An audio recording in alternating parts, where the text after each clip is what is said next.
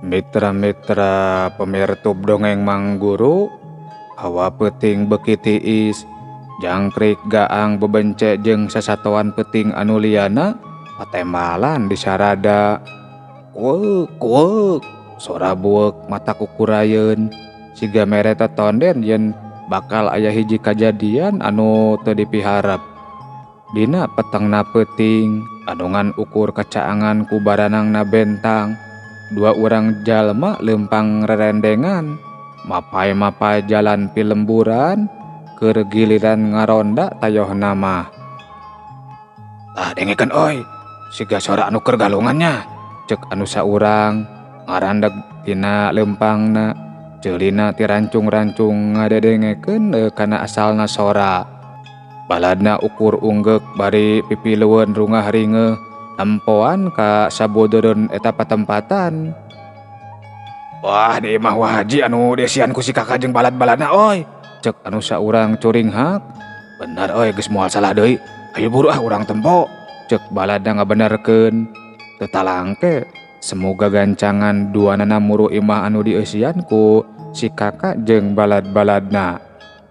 Jempe oi jempe, cek anu saurang bari nyalingker tukangeun. Dapuran cau. Sok sanajan dengan ukur kacaangan ku cahya cempor anu ngadaplok di tepas imah, tapi atra pisan 8 urang jalma keur hutet silih tarajang metakeun jurusna sewang-sewangan. Anjir oi, teu nyangka si kakak jeung balad-baladna teh geuning, laleuhung elmuna geuning oi, cek anu saurang semu ngajenghok.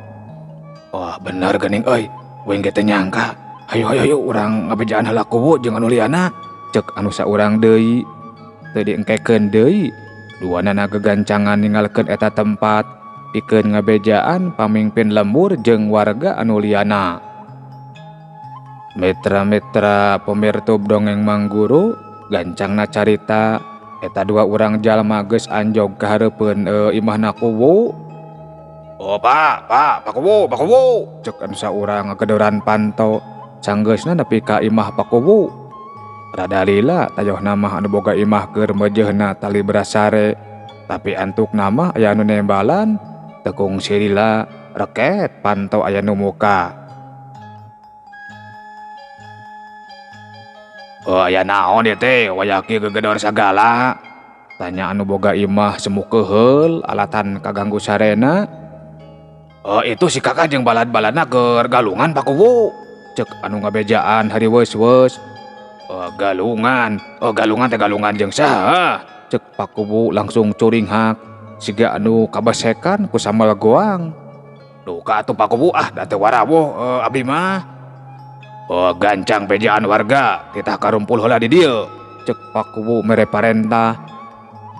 Nu duaan haget pisan nahonan parentah pamingpin lemburna. Ari Pak Kuwu mah gancang asup deui ka imah, rek salin pakaian anungan ukur di sasarung jeung di baju leungeun pondok wungkul. Teu ngabutuhkeun waktu anu lila-lila teuing, antukna mah warga nungtutan kumpul di buruan imah Pak Kuwu. Awewe jeung budak leutik tong marilunya bahaya ya, cek Pak Kuwu ngingetan. Sanggeus anu kumpul lumayan loba, bering arindit muru imah anu dieusian ku si kakak jeung balad-baladna. Obor anu dibarawa ku warga nyaangan sakur-sakur patempatan anu kaliwatan. Sajajalan recok ngomongkeun si kakak jeung balad-baladna. Kade oma tong sologoto, tong waka gerak samemeh di parentah mah kade, cek Pak Kuwu hariwang kana kasalamatan wargana. Pangpang namah kanu ngarora anu keur meujeunna mawa karep sorangan. Tekung silila beringan anjog kanu dituju si Mamat, si Hedi jeung anu liana pohara ngagarebegna kadatangan abringan warga teh. Tapi siga nu geus kagok asong, si Hedi jeung balad-baladna terus ngarangseg si kakak jeung balad-baladna. Sok sanajan panarajangna hese pisan keuna kana sasaran. Ari Pak Kuwu jeung warga anu karek aranjog pohara ngararenjagna nempo kajadian di buruan imahna anu dieusian ku si kakak jeung balad-baladna teh. Sabab teu nyangka sacongo buuk si kakak jeung balad-baladna anu sapopoena lungguh timpuh siga warga dina umumna Tetela nyangking pangaweruh anu kawilang luhungna. Saha eta teh nya anu keur di siang hareupeun teh, ceuk Pakubu rotret ka warga. Warga ukur garideg, anu saterusna mah manco deui ngalalajoan anu keur galungan. Eta teh anak buahna Bahdakok Pakubu. Pan si kakak jeung balad-baladna oge asal mah komplotan si Bahdakok. Ngan cenah areureun hadayangeun insaf tah kitu Pakubu. Cek salah seorang warga nyelengkeung nembalan pananya anu jadi pamimpin lemburna. Wah baru kitunya, ari maneh nyaho ti saha kitu? Cek Pakubu ti kerung-kerung we netep nu bieu nyarita. Pan abdi mah sok buburu di sawahna Wah Haji jeung si kakak sarta balad-baladna. Maranehna ge kungsi nyarita. Ngan pedah we cenah ulah bakal loba beja bisi matak diusir ti ieu lembur. Ari abdi teu bebeja teh karunya kasih kakak jeung balad-baladna da geuning bener-bener insafna teh. Ka urang lembur ge sakitu bageurna. Ari anu keur dilawanna mah yakin pisan abdi mah eta teh anak buahna Bahdakok Pakubu. Sabab anu itu mah abdi ge wawuh tuh anu basa ti heula ka ngabangsat imah dulur abdi. Abdi ge wawuh keneh anu basa ti heula ngabangsat imah dulur abdi Pakubu. Tembalna deui ditungtungan ku nunjuk ka si Hedi anu keur adu hareupan jeung si kakak. Kitunya cek Pakubu ukur unggut-unggutan.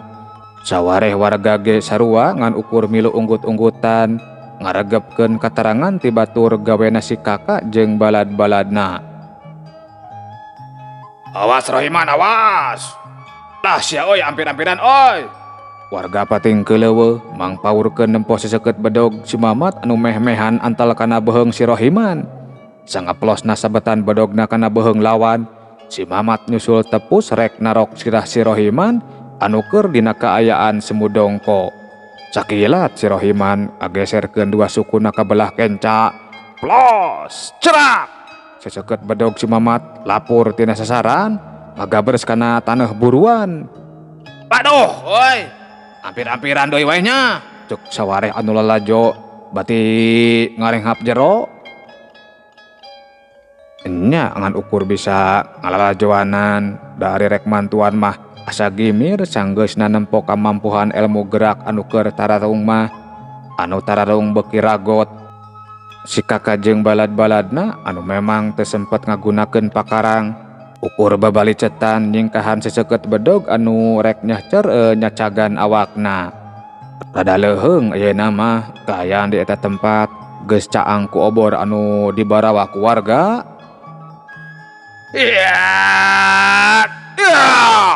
Di sejen pihak balad si Hedi narajang rek niruk dada si Wahyu. Si Wahyu gancang ngagilekeun awakna ka belah kenca.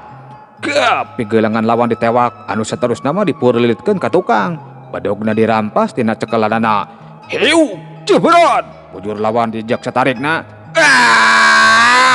Lawan si Wahyu nyuk ceruk kana taneuh garing. Modar sia modar. Lebok oi lebok. Warga sarurak. Pakubu teu sadar jadi milu nyurakan. Ari si Wahyu ngajega bari nyekel bedog lawan anu kiwari geus aya dina kepeulanana. Lawan si Wahyu anu beungeutna barolek sek balas nyuk suruk kana taneuh garing, langsung nguniang hudang. Gap kana gagaman pusaka andelanana anu mangrupa katepel beusi. Hahaha, rek ngalapiit sia teh, cek si Wahyu ngageuh-geuhkeun.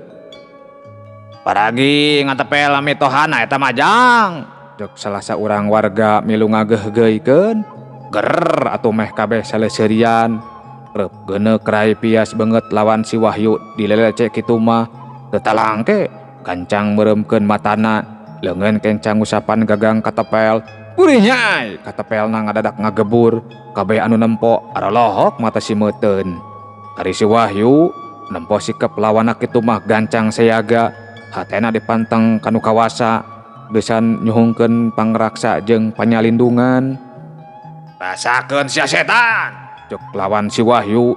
Kituna teh bari mentangkeun katapel ngarah pisan kana awak lawana. Si Wahyu ngan ukur bisa taki-taki sabab can nyaho kana naon-naon anu bakal kajadian. ceprot tali katepel dilepaskeun tina cekelan leungeun katuhunna baladna si Hedi. Aneh sok sanajan tadina teu make pelor sarupaning batu, tapi dak dumadakan ngabelesat cahaya beureum sagede buah jambe anu ngabelesat muru awak si Wahyu. Si Wahyu rada ngajenghok, "Cumpali!" ngaragragkeun awakna kana lemah atuh plos pelor cahaya beureum tina katepel lawan lapur tina sasaran. Cilegur, brug! Tangkal cau anu kabeunangan ku pelor katepel ngagedur sarta ambruk sapada harita. Si Wahyu jeung warga anu narempo eta kajadian pohara heukeunana. "Waduh, kade jang kade. Tong sologoto kade, tong sologoto. Bahaya yuk bahaya." Warga pating keleuweuh mang melangkeun. Pakuwu anu surti kana eta kaayaan gancang marentahkeun warga sangkan rada ngajauhan ti pakalangan. "Modar sia kunyuk. Balad si Hedi mimiti mentangkeun. "Modar sia kunyuk." Balad si Hedi mimiti mentangkeun deui katepelna. Si Wahyu beuki taki-taki, reup matana dipeureumkeun sakedeung, dua leungeunna metang ngerahkeun tanaga jerona. Belesat! Pelor katepelawan ngabelesat deui pelor katepelawan ngabelesat deui ngarah kana awak.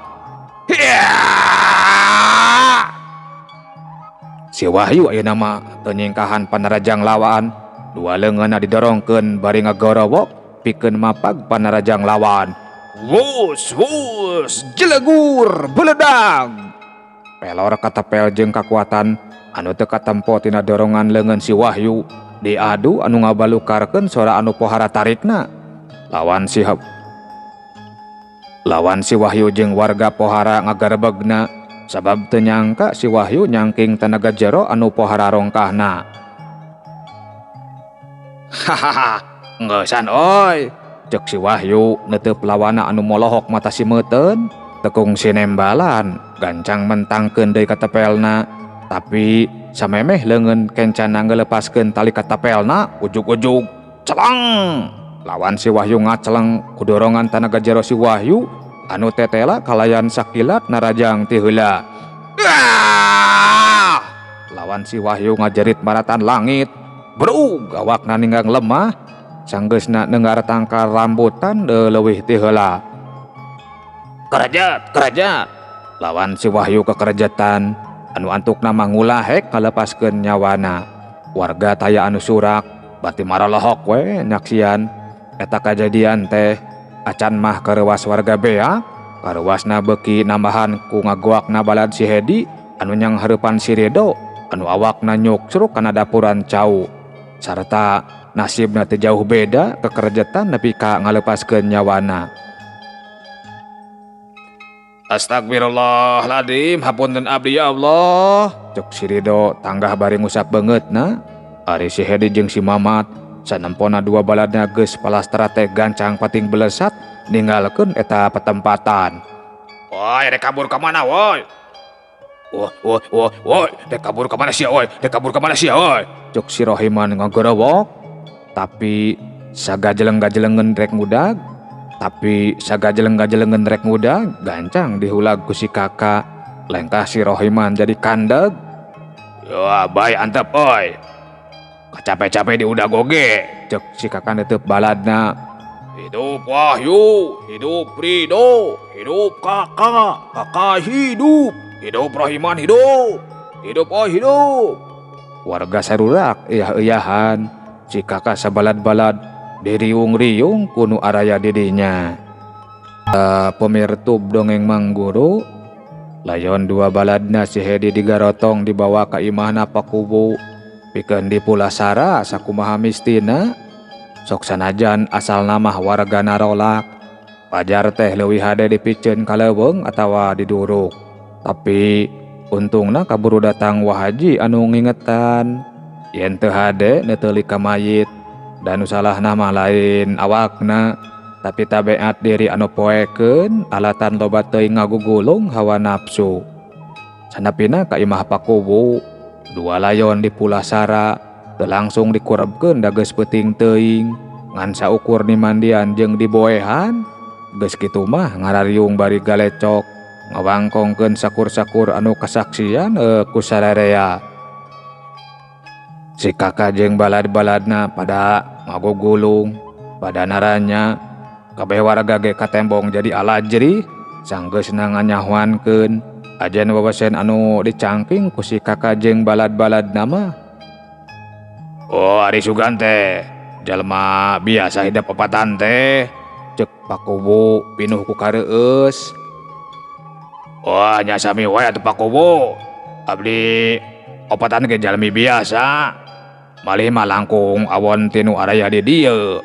Sang tukang abdi opatan mah kalintang ledugna, tukang nyangkalak batur, tukang ngagasab banda batur, tukang nyarikeun batur. Duka dihapunten duka moal kuno kawasa oge, cek si kakak semu tungkul nembongkeun deui kasalahan diri dina mangsa anu geus kaliwat. Nyakeun bae anu geus manggeus we atuh Jang. Nu penting mah ti ayeuna kaharep sing jajem dina bebeneran. Keun we da matak kitu oge geus jalan hirup hidup opatan. Matak dikitukeun heula oge meureunan. Aya maksadna ari Gusti mah da geuning ngabuktina ayeuna mah hidup opatan teh jadi robah sarta geus karasa mangpaatna ku jalma rea, ceuk Wah Haji milu nyarita. Oh jeung nyana Jang, Bapak mah asa kahutangan budi ku beunangna dua urang anak buahna si Bahdekok teh. Tugan we atuh balad-baladna jadi karapokeun sarta lembur urang jadi tentrem. Minangka wujud pangajian kanggo Jang Jaka sareng rerencanganana. Kumaha kinten-kintenna saupami bumi Wah Haji ku abdi dipeser tah kanggo dipasarahkeun kanu opatan ieu, cek Pak Kubu. Kituna teh bari ditungtungan ku naleka Wah Haji. Sapuk Pak Kubu. Satuju pisan Pak Kubu. Hidup Pak Kubu. Warga anu ngadaryung siga anu baru ngah pisan kana kaputusan ti anu jadi pamimpin lembur na kitu teh. Sakedapan mah Wah Haji teh langsung nembalan ukur retret kasih kakak jeung balad-baladna. Ari kudu jujur mah wage ngarasa kahutangan budi. Kusabab kitu keun perkara imah mah teu kudu diduitan. Engkop we mere. Atau lamun Jang keueuh hayang mere balikeun imah nu sejen we sangkan ieu barudak teh teu kudu saimah opatan teuing, ceuk Wah Haji daria pisan. Satuju sapu. Eun lah ku abdi ditambahan artos nama Pak Kubu. Kuring ge arek milu namahan asal Jang kakak jeung balad-baladna darekna tepi lembur urang lah sangkan lembur urang tentrem pikeun kahareupna. Satuju kuring gerek milu namahan. Satuju. Deui mah Pak Kubu jadi rame kudu pating keleuweuh. Nepi kadua mayit anu ngajarepat di patengahan mah kapopohokeun. Heug atuh ari kitu mah kuring ge sapuk. Tembal Pak Kubu tandes. Anu ngararyung sarurak nembongkeun ka bungahna malah mah nepi ka aya nu kalaprok jeung sucuit sagala. Mitra-mitra pemirtub dongeng Mangguru, isukna dua layon baladna si Hedi dikurabkeun di astana sisieun lembur. Ngaran si kakak jeung balad-baladna dak numadakan seungit ka angin-angin, Nyi Entin, Nyi Cucum, Nyi Acah, Nyi Jeje jeung mojang-mojang anu sejena anu aya di lembur eta dak numadakan sok suraseuri mun sakalieun paamprok jeung si kakak sabalad-baladna teh siga nu harayang ditaranya. Teu saeutik warga anu belak-belakan hayang mulung minantu ka si kakak jeung balad-baladna. Gede miliknya si kakak jeung balad-baladna. Lain ajakan atuh Mangguru nya kakak. Si kakak mah wahara Kang Heri ya, Mangguru mah teu disebutkeun. Cager. Wahara nya Kang Heri. Urang tunda heula kahirupan si kakak jeung tilu baladna anu kiwari hirupna geus mimiti ray-rayan pinuh ku pangharepan. Ayeuna urang samper heula kaayaan si Mamat jeung si Hedi anu baru siat. Cager pohara. Bit maksud teh anu kalabur sanggeusna dua baladna palastra ku dua baladna si kakak. Si Mamat jeung si Hesdi asruk-asrukan dina rembetna kakayon leuweung. Anu maksudna marek muru ka tempat dumukna Bahdekok pikeun ngalaporkeun naon-naon anu geus kajadian. Si Mamat jeung si Hedi sakedeung-sakedeung eureun-eureunan, peujit geus asa murilit. Bagian awak anu kabeunangan ku panarajang lawan karasa pisan linuna. Komo si Mamat mah bibirna oge nepi ka jeding. Duh teu nyangkanya ajeuna babasieun opat mangkeluk teh geus kajeda pisan ngaronjatna, cek si Mamat cemuh haheho. Teuing guguru di mana si jurig teh? Wah lamun teu kabur mah boa urang geus sanasib jeung dua balad urang oi. Matak aing ge ngajak kabur oge. Ngarasa geus teu nguntup ngayowananana.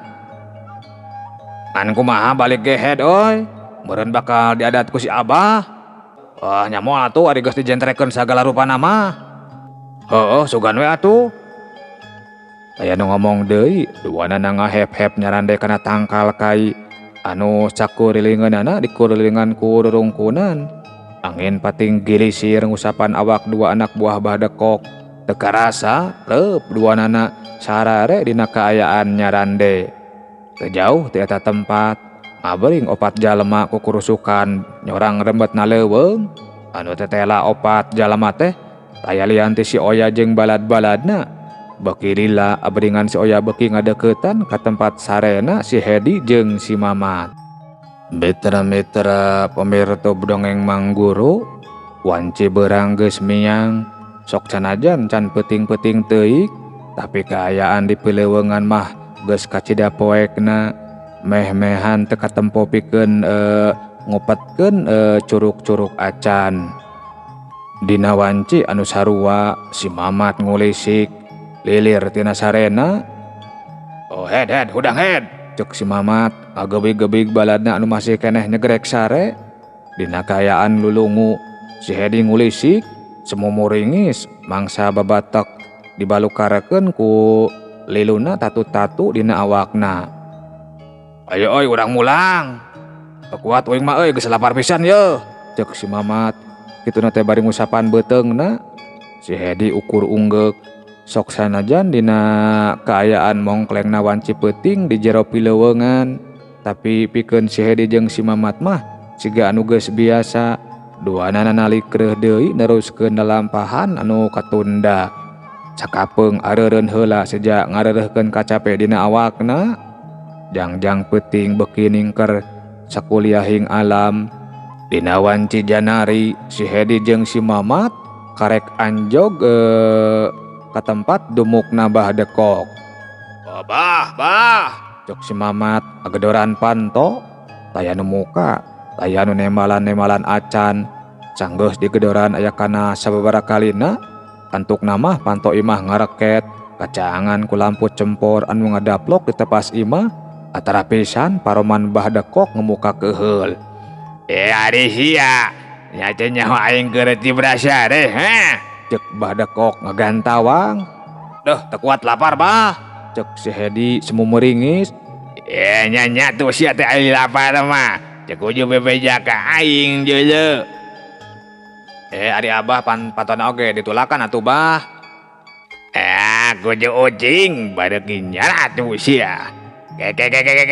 Nya geus mayulang deui. Manya hulu si kakak jeung balad-baladna teh. Jeung mana deui balad maranya anu juaan deui Cek Bahdekok marak pakupananya. Si Hedi jeung si Mamat sakedapan mah ukur silih reret. Jawab ya kehet, jawab. Cek Bahdekok dibarengan ku nenjrag palupuh sagala. Teu kuat bah, teu kuat hayang dahar heula bah. Cek si Hedi semu moyongkod nyekelan beuteungna. Ya dasar kunyuk. Beki jahareun jon sia nyalacu heula ka ditu. Cek Bahdekok. Kituna teh dibarengan ku jejebris. Si Mamat jeung si Hedi gura-giru asup ka imah anu saterusna mah kebat ka dalapur. Sok sanajan ngan ukur dengan sambal goang jeung lalab pucuk kai rasa mala, tapi ari banget ku lapar mah pohara pisan nikmatna. Sangu dina Boboko langsung beak teu nyasa saremeh-remeh acan. Ereuleuh meh bareng duanana teurab. Daeng seda lahar kebat nyalamperkeun bahdekok anu keur ngadagoan di patengahan imah. Gek Daryuk nyang hareupan anu jadi guruna. Emanya hulu si kakak jeung balad-baladna teh. Sagekna dua anak buahna teh bahdekok langsung ngalungkeun pananya. Ampun bah, ampun. Urang sabalad-balad teu sanggup ngayonan si kakak jeung balad-baladna. Cek si Hedi semutungkul. Naon, goblok sia. Eueuh kabacusna hareupan anu kitu pajut oge ha. Cek bahdekok ngagantawang. Hiu, ceplok, ceplok. Dah balengan bahdekok nyayang dina pipi si Hedi jeung si Mamat. Ukur tarungkul taya anu wani ngalawan. Ari balad sia nyujuan deui manya ha. Palastra bah. Cek si Mamat anu nembalan. Pohara ngagebegna bahdekok. Sangadengena beja sarupa kitu teh. Ajeun babasieun si kakak jeung balad-baladna. Ayeuna mah geus aya di saluhureun kuring bah. Cek si Hedi ngawanikeun maneh neuteup guruna. Kurang ajar. Celeng. Asbak ngaceleng dijejak ku bahdekok. Nya eta bah kuring ge teu nyangka. Teuing guguru ti saha eta mangkeluk teh. Cek si Hedi deui. Ganjeng sia ganjeng. Cek bahdekok nyentak siga nu panas ceuli. Jep si Hedi jeung si Mamat tarungkul. Bahdekok hulang-hulang siga keur aya nu dipikiran. Teu panggih jeung si Oya kajut balad-baladnya ha. Cek bahdekok neuteup kadua anak buahna. Henteu bah, na kamarana kitu. Cek si Hedi rada kerung. Si Oya jeung balad-baladnya ku aya ngejijicah nyeangan malanye. Pikeun nyunjah heula pancen ngabasmi si kakak jeung balad-baladnya. Pikeun modalan pejuh anu geus nyababkeun kacang kalaknya si Yuhenji di lembur Cisastra. Anu sakaligus jadi ancaman pikeun aing deuleu. Waduh bah, si Yuhenji dicangkalak bah. Ku budak anu ngaranna si Pringgat teh bah. Cek si Mamat ada ngajenghok. Teuing ari ngaran jeung rupana mah cai menyang beja dewek oge. Heuh jajek si Oya. Hari sama eta pejuh teh mamake sarung anu dijaragoskeun dinya beungeut nya. Ngan bang rasa aing pasti eta pejuh teh anu disebutkeun ku tukang nyuyum dinya impian aing teh deuleu. Waduh, kudu kumaha atuh bah? Cek si Hedi tumanya deui. Nya teangan terus pojaran. Ari sia amprok jeung si kakak sarta balad-baladna teh di lembur rumahnya deuleu. Di lembur babakan ledok bah. Cek si Mamat anu nemalan. Keun tunjah heula perkara si kakak mah. Ayeuna mah puseurkeun heula pikeun nyangan pejuh anu geus nyangkalak si Yuhenji di lembur Cisastra. Ngan leuwih teu heula kumpulkeun heula kabeh balad-balad marane. Sabab moal mampu ari ngayonan ku joan mah. Cek bahdekok dari anak keranan. Piraning pejuh atuh bah. Cek si Mamat ngagampangkeun. Ari sia balagug teh bodo belat beakeun ku sorangan ha. Pan geus sijik si Oya jeung si Yuhenji oge kacecer mangsa ngayonan eta pejuh teh. Cek bahdekok diboncelik-boncelik we nyarekan ka si Mamat. Nya ketang poho bah duh poho. Terus kudu kumaha atuh da neangan heula si Oya jeung anu sijeuna mah. Kalah beak waktu meureun bah. Da neanganna oge teuing kudu ka mana? Cek si Mamat deui. Bener oge. Cek bahdekok unggut-unggutan ngabenerkeun omongan anak buahna. Sakedapan mah taya anu nyarita. Bahdekok uleng mikiran cara anu panghadena.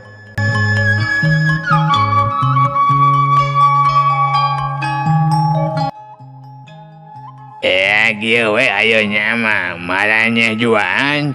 Layung cik budak leutik anu sakirana nyurigakeun anu aya di lembur Cisastra teh ya. Saupama geus kapanggih laporan ka dewek sagancangnya ha. Sok ngarti henteu. Cek bahdekok napikeun ka bandangna. Tah ari kitu mah alus atuh bah. Tapi tong ribut-ribut teuing ieu tatu keur meujeunna nyalari bah duh. Cek si Hedi kituna teh bari nembongkeun tatu-tatu dina awakna. Si Mamat oge pipileueun nembongkeun tatu dirina. balukar dina patelak nyang heurepan si kakak jeung balad-baladna. Badekok teu ngomong, reup meuremkeun matana, bibirna kunyam-kunyem mapatkeun jampe pamakena. Jeleg di hareupeunana ujug-ujug ngabadaga hiji cirim anu jangkung badag, anu taya lian ti Om Daus, anu geus paheut pikeun jadi pamuntangan Badekok katut balad-baladna. Si Mamat jeung si Hedi agarebeg alatan reuwas, tapi teu kateterusan da ayeuna mah geus wawuh. Wah, aya naon?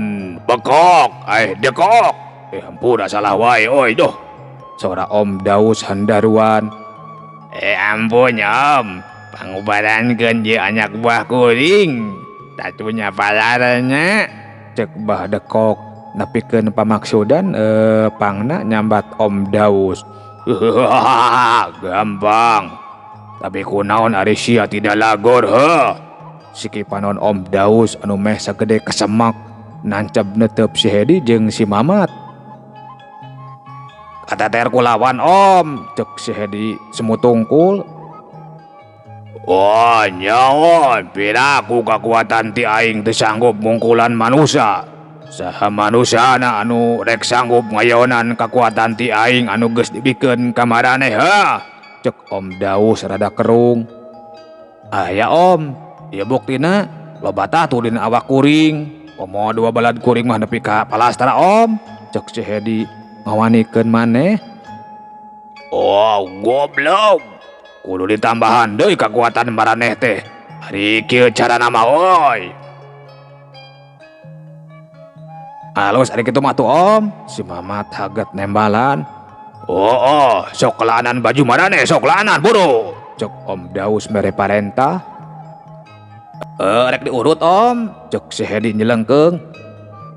Yeay, sudi sia goblok, gancang laanan bajuna. Pontong loba tatanya sia sok buru. Cek Om Daus semu keheul. Si Mamat jeung si Hedi gancang halaanan bajuna sewang-sewangan. Kalayan nurut kana parentah Om Daus. Duanana meuremkeun matana kalayan dina kaayaan sila. Sungut Om Daus was wes-wos berwos mapatkeun jang jawokanana. Ari Badekok mangan saukur nempokeun pamolah Om Daus jeung anu jadi anak buahna. Wer. Cahaya beureum anu rendaan. Astagfirullah, cager. Wahara. Nah make jig-jig kanu aya rendaan sagala ieu teh. Hapunten mitra pamirtub. Cager, wahara Kang Heri. Wer. Cahaya beureum muter dina luhureun embun-embunan Om Daus. Beki dila muterna beki tarik. Wus. Cahaya beureum anu tadi muter dina luhureun embun-embunan Om Daus. Pating balesat asup kana dada si Mamat jeung si Hedi. Atara pisan awak dua anak buahna Badekok ngagater pohara tarikna. Barunta sok, barunta. Cek Om Daus marentah. Sanggeusna awak si Mamat jeung si Hedi teu ngageter siga samemehna. Nya si Mamat jeung si Hedi muka matana Badekok rada molohok sabab mata dua anak buahna ngagebur burahay beureum. Wal aya manusia anu sanggup ngelehkeun maraneh ayeuna mah oi. Cek Om Daus siga anu segema pisan. Ketembong pisan robahna si Mamat jeung si Hedi. Pakulitanana jadi keteng semu hejo. Pukuna ngadadak maranjangan. Jik cobaan kasaktian maraneh anu anyar teh oi. Cek Badekok mere parentah. Wah gila montong di imah. Henjung kala luar oi. Cek Om Daus ngagebes. Badekok semu kerung. Tapi antuk nama nuturkeun dua anak buahna anu geus ngalalengkah muru buruan imah. Cik sok hayangnya jewek mah oi. Cek Badekok siga anu banget panasaranana. Set meh bareng si Mamat jeung si Hedi metakeun dua leungeunna. Leungeun nu kencana dina kaayaan dipereupkeun malang hareupeun dadana. Ari leungeun katuhuna diacungkeun ka luhur sarta sarua dina kaayaan dipereupkeun. Cahaya beureum mancawurat tina awak dua baladna Badekok. Peladug haseup kandel mulak ngabuleun awakna. Ilang haseup, wujud si Mamat jeung si Hedi ngajanggelek jadi tangtungan anu pohara jangkung badagna. Pakaianana robah jadi pakaian anu dijieun tina beusi. Badekok molohok mata si Meuten. Wah! Cek Om Daus ngagak-gak sugema pisan. Geblig, geblig, si Hedi ngajolad muru tangkal kai anu kiwaringan ukur semet dadana. Berat! Tangkal kai anu pohara badagna dirabut jeung akar-akarna kalayan ngan ukur make sabelah leungeunna. Seak, durok dok, brug, brug, brug. Tangkal kai anu ngajajar dibabukeun make tangkal kai anu cikeneh dirabut ku dirina. Badekok molohok deui teu ngiceup-ngiceup. Kunaon ari sia dekok? Cek Om Daus jeung serikeun. Ejeun pisan Om. Uring percaya kana kasaktian Om Daus. Cek Badekok ngacungkeun jempolna. Aing teh atuh bekok dekok. Cek Om Daus ngagak-gak bari nepakan dadana. Si Hedi jeung si Mamat anteng ngaruksak leuweung enggoning nguji kasaktian anyarna. Menggeus cukup, menggeus. Cek Badekok mere parentah. Si Hedi jeung si Mamat areureun. Set dua leungeunna meta siga sikap anu samemehna. Bos cahaya beureum ngagebur muleun awak anu dituturkeun ku mulekna haseup anu pohara kandalna. Ilang haseup, wujud si Mamat jeung si Hedi robah deui kana wujud aslina. Yakin ayeuna mah moal aya nu bisa ngelehkeun marane euy. Cek Badekok pinuh ku kayakinan. Ngan para katak we kabeh saleuseurian. Sugema kasaktian anyar anu diwikeun ku Om Daus kadua anak buahna Badekok. Euleuh betara kaum dangu rupina waktosna parantos seep. Insyaallah sanes waktos ya dongeng urang teraskeun deui. Rupina sakitu ti Mang Guru si Jamit mungkuramit mundur. Billahi taufiq wal hidayah. Wassalamualaikum warahmatullahi wabarakatuh. Cagah per mios.